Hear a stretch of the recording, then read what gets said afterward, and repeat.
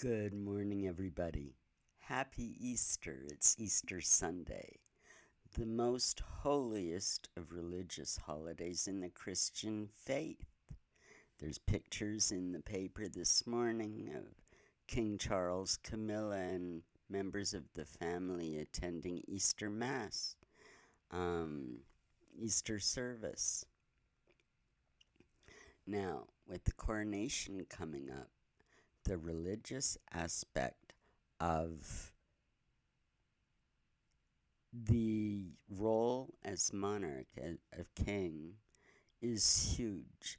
As monarch, Charles is also the head of the Church of England, the Protestant faith.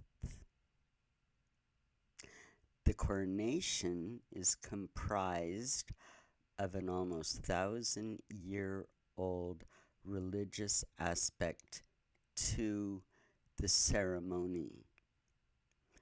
Charles, being anointed as head of the church, chosen by God, anointed with oils, given the responsibility of the church on his shoulders to maintain and promote the faith. In fact, now I've got some things saved here on my phone so that I can look at them.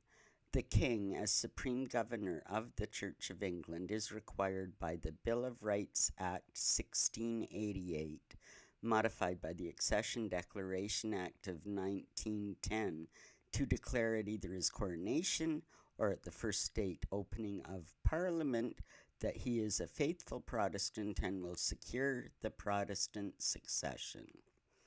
In addition, the Coronation Act of 1688 requires the king to declare he will maintain the established Anglican Protestant Church. These are part of the oaths he takes under the anointing as monarch during the coronation, and it is presided over by the Archbishop and other high church leaders.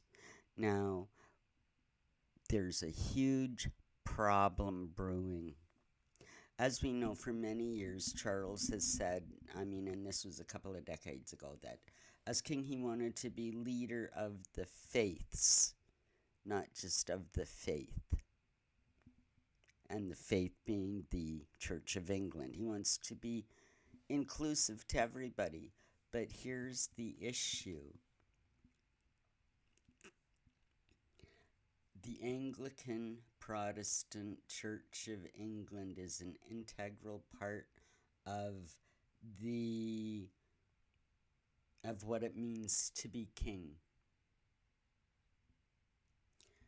And right now, they haven't even published the order of service for the coronation yet. That's up in the air because of the fact that Charles is wrangling with his archbishop and other church leaders over the role that other leaders of other religions may play in the coronation, because virtue signaling, I just want everybody to like me, Charles, fundamentally wants to change a ceremony that's 1,000 years old, exclusive to the Church of England and its teachings, insofar as his part as monarch he will play.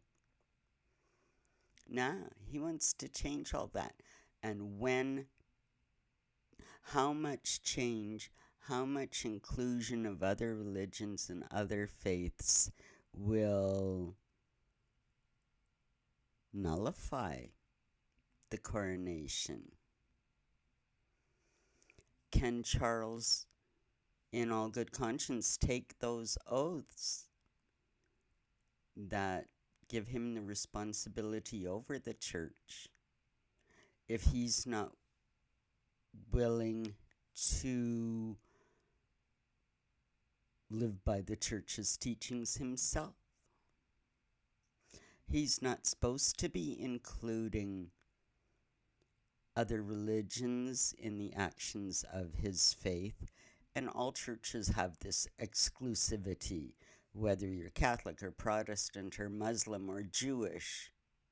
In a Jewish synagogue, they don't bring elements of Islam in just to make everybody feel good. In a Muslim mosque, I'm sure they don't make accommodations for Catholics and have half the ceremony, half the rites done as a Catholic service. You can't do that. You're either head of the church or you're not. You're either faithful to take the oath and maintain that which you have been anointed to maintain, or you're not. At what point do the church leaders lose respect for King Charles because he's not up to the task of living up to the tenets of the very religion that he is supposedly the leader thereof and an example to the people? Charles's wish to be inclusive, to, be a friend to everybody, doesn't work as leader of the church. It undermines, and whether what you think of the monarchy, whether what you think of the Church of England or any structured religion, is almost moot. The point of it is he up to the task? If you were the leader of a business, if you were the manager of a business, you wouldn't hire somebody that you knew wasn't up to the task. Well, they don't get a chance to hire Charles. He just became king as a result of the progenitor. Now, but they can oppose him. They can refuse. Can you imagine? Even though Justin Welby's a bit of a wokey himself and he likes the publicity,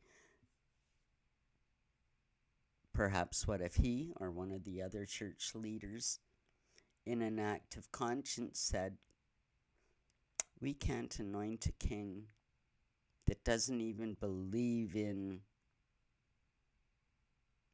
his own creed. We can't do it. What happens if that happens? And they refuse to anoint him. I suppose they are his archbishops. Charles could oust them. But then he'd have to start all over, find somebody else that would go along.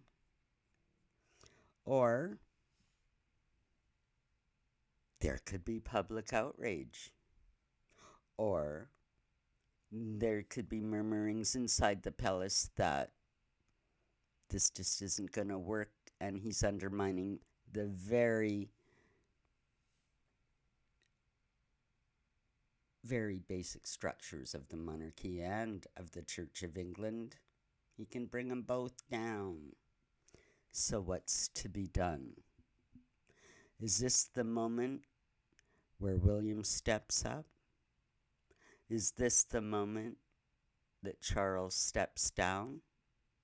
What's going to happen? Is Charles going to get his wish and change the oath and lessen the whole significance of not only the coronation, but his role of leader as the Church of England, and in fact weaken the monarchy itself? We got a month to go. A lot to see what happens. Hope you enjoyed this. Like, subscribe, and leave me a comment. I'd love to know what you're thinking. Happy Easter, everyone.